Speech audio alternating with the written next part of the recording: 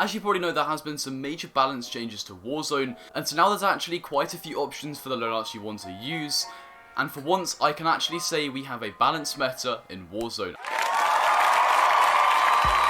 And it's great to say it because it's very exciting to actually not just dye the same rose skin carrying the same guns every time. So without further ado, let's get straight into the top 10 loadouts after all of the balance changes. So number 1, I'm going to be showing you the loadout that I personally use, and this loadout is basically the best for the majority of players.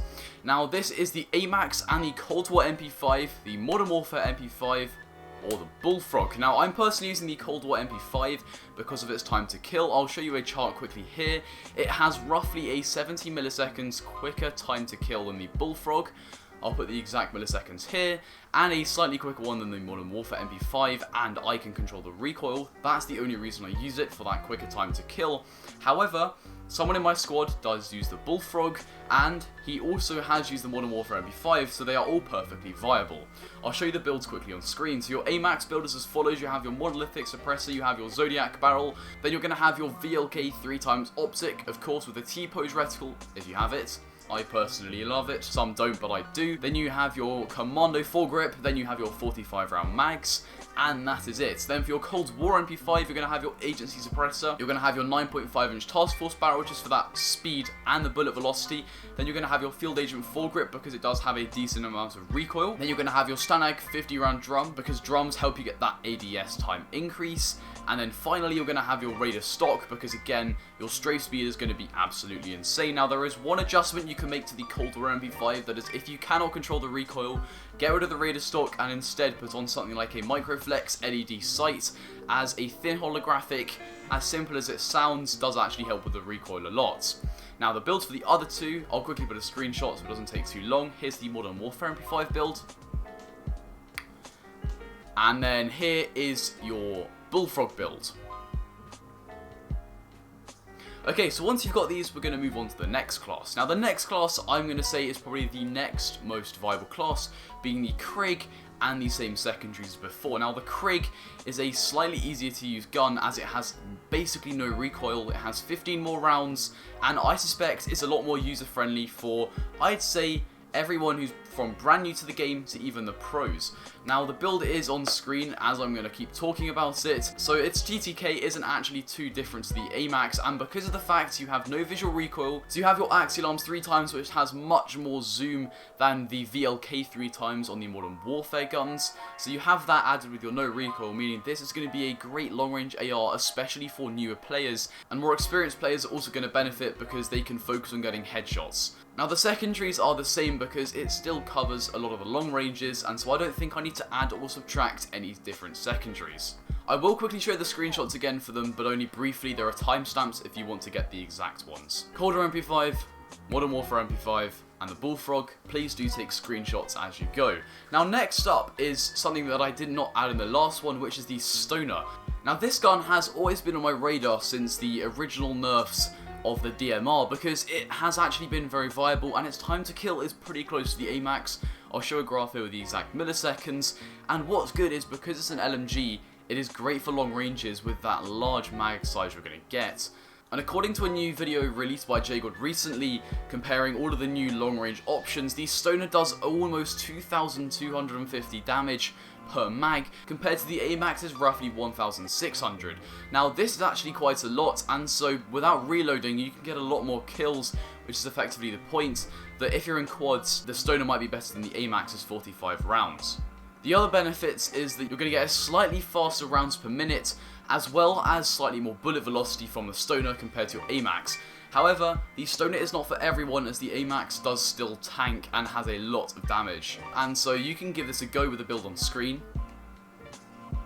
And then I'm going to recommend one more SMG to pair it with, being the LC10.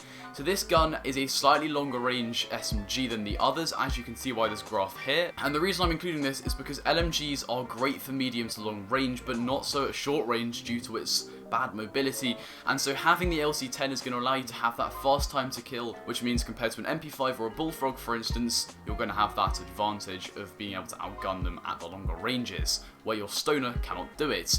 Now next up is a gun that recently actually got nerfed because of how OP it was, being the Fara. Now this is slightly weird, however, I personally think after taking a look at some videos as well as playing with it myself in Plunder a little bit, the Fara does actually still beam and can now be used as an AR, as it has a pretty competitive time to kill, as you can see by this graph here, especially compared with the Krig for instance and the Stoner that are now actually part of the meta and the viable classes. So your Fara build is as follows. Here's a quick screenshot on screen, and you're going to be able to use this like an Amax or a Krig for instance. So I'm going to suggest you pair this gun with the same as before, the MP5 or the Bullfrog. But this time I'm actually going to throw in the Streetsweeper shotgun instead of the Gallo, because although shotguns are not for everyone, I know quite a few people now who are actually using the Streetsweeper, because if you run a stun and use Streetsweeper, they are not going to have a chance no matter what gun they're using at close ranges. And the Fara is actually decent at shorter to medium range. It's quite flexible in the shorter ranges, and so I think the Streetsweeper could be a great option. But of course, just remember that you can use the MP5s, the Bullfrog or the LC10. All the builds are timestamped in the description. However, your Streetsweeper build is as follows quickly. I've used this gun as well, just when it was on floor loot as well. I was using this gun when it was on floor loot, as well as taking a few people's guns once I've killed them, and it does beam, so you can have some fun with this. Now, our loadouts video would not be complete without these sniper classes, so first of all I'm going to run through the Kar-98 class, which is a Ram 7 or an XM4. It's up to you which one you use. The Ram 7 is a slightly shorter range, higher recoil gun, however it's slightly faster time to kill in the shorter ranges. The XM4 is a slightly longer range AR, which is slightly easier to control in my opinion. However, some people disagree, but it's slightly longer range as I say, but it's preference, they're basically the same. So the builds are on screen as follows, just quickly. Here's the Ram 7, and then here's the XM4.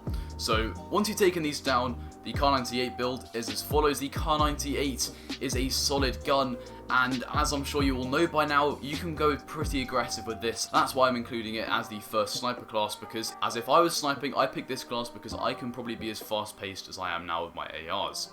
Now next up is another sniper, being the SPR. Now this is not for everyone, however, if you think the Kar-98 struggles at longer ranges, it's slightly weak bullet velocity, whatever it is, the SPR is a slightly slower, more HDR type sniper, but I don't really like the HDR, so I'm going to recommend the SPR instead. Here's the build on screen, and you're going to pair this with the XM4 and the Ram 7 once again.